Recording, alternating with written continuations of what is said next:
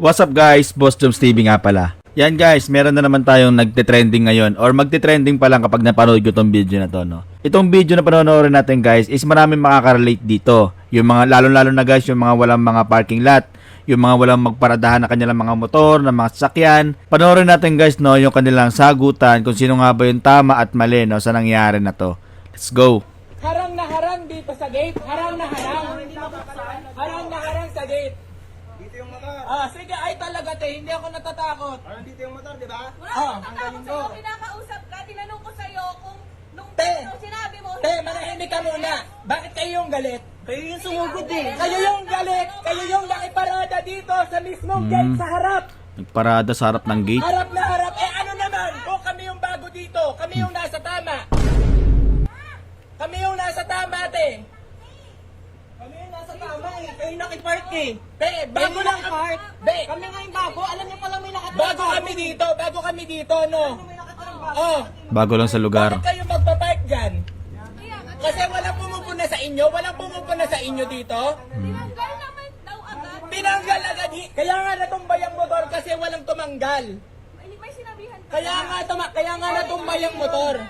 O ba't ka nagagalit? Motor mo ba yan? Motor mo ba yan? Bakit ka muna nagagalit? Kapatid niya. Ha? Hindi mo tinanggal. Sabi Ba't mo ka nga nagagalit? bahala kayo dyan. Ha? Dinig ba yung pinag-usapan sa CCTV?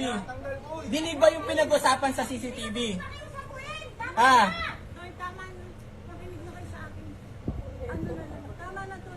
Kayo tong nakikipagparada dito eh. Nakaraan pa yan. Di ba nakaraan sinabi ko na rin yan, may motor dito. Sabi ko si kuya, pwede niya naman sabihin.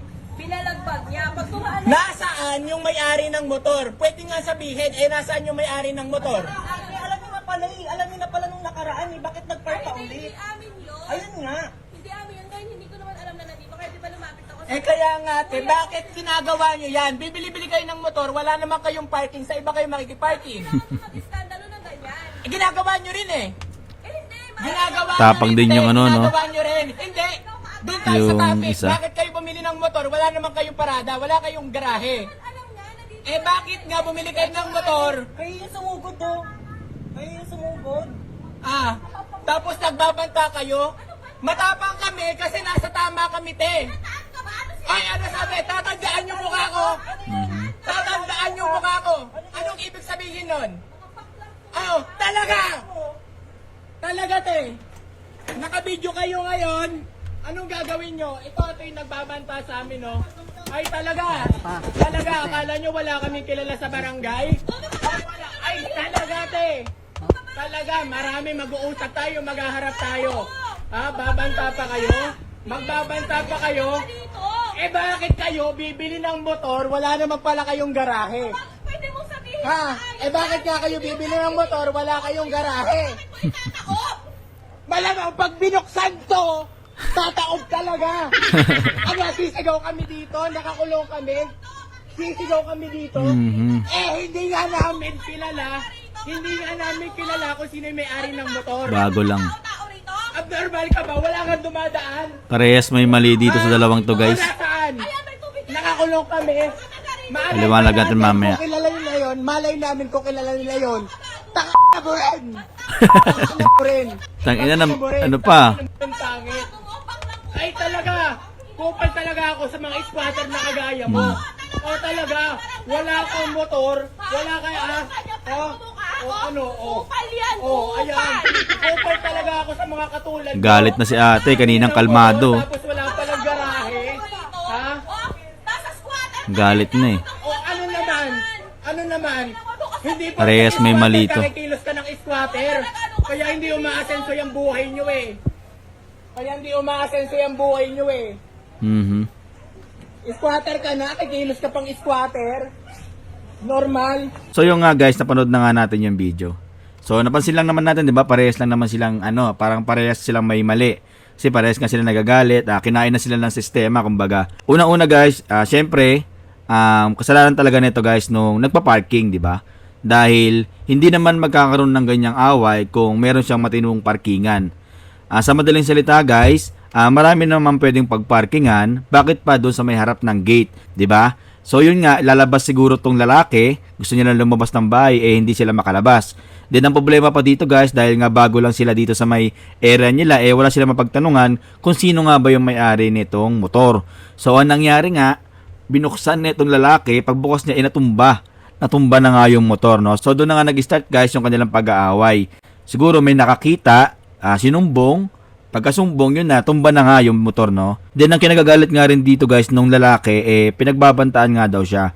Ang sabi daw sa kanya dito guys is, tatandaan ko yung mukha mo. Tatandaan ko yung pagmumukha mo dito, kabago-bago mo lang, parang ganun guys.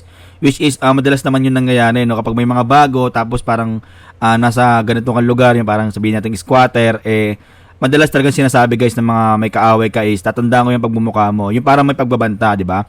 Pag sinabihan ka kasi ng ganun guys, ibig sabihin, may possible na pwedeng gawin sa'yo. Ginawa na itong lalaki, nag-video siya para kahit na paano is meron nga daw siyang katibayan once na meron mangyari sa kanya. Yun ang sabi nitong lalaki. Then ang problema naman dito guys, no, yung may-ari ng bahay, nasobrahan na, talagang galit na nga siya. Dahil nga siguro doon sa sinabi nga niya kanina na pinagbabantaan nga daw siya, then parang pinamumukha pa nga daw na siya pa yung mali, kaya siguro galit na galit itong may-ari ng bahay, no. Pero dapat kalmado lang sila parehas, 'di ba? Kasi wala namang mangyayari ng ganyan wala namang mangyayari maganda sa ganyan yung parehas kayong galit. Nagsisigawan na kayo. Hindi na nga alam kung ano yung mga pinagsasabi nila, 'di ba? Nagmumura na silang dalawa. Hanggang sa nadadami na yung mga barabarangay, ganyan-ganyan. Kumbaga wala na sa hulog. Kaya pag ganyan guys, na meron kayong kaaway, dapat talaga hangga't maaari, pag-usapan talaga ng maayos, no? So yung guys, sa madaling salita, dapat, kung meron man tayong motor, at meron man tayong mga sasakyan, dapat meron tayong tamang parkingan. Huwag tayo magpa-parking kung saan-saan, para hindi mangyari yung mga ganitong bagay, no? At saka hangga't maaari, pag meron kayong kaaway, o meron kayong hindi pinagkakasunduan, dapat pag-usapan ng maayos. Iwasan natin yung mga ganitong pag-uusap, guys. Yung tipong, nagbibitawan na kayo ng maahang na salita, nawawala na yung pinaka-topic nyo. Kaya ang mangyayari, ang ending, magkaaway pa rin kayo hanggang sa tumagal, di ba? Magkaaway pa rin kayo dahil wala kayong closure. Ang problema pa dito guys, magkalugar. So, tendency, pwede kayo magkita araw-araw, di ba? Ang pangit nun. Siyempre, di ba, mas maganda yung titira ka sa isang lugar na wala kang kaaway, di ba? Lalabas ka ng bahay, o kahit maglakad ka ng siga dyan, dahil wala ka namang kaaway, kaya okay lang. Mas maganda yun, di ba? Kaysa naman yung paglabas mo ng bahay, may isip mo na may nagbanta sa akin, sinabihan ako ng ganito, na tatandaan ko yung mukha mo, di ba? Parang magiging magiging paranoid ka nun guys, di ba? Titingin ka na kung saan, baka may mangyari sa yung mga hindi maganda. Kaya yun, dapat talaga pag-usapan na lang guys, no? So yun lang guys ha, mag-ingat na lang tayo palagi. Hanggang dito na lang muna tayo guys, peace.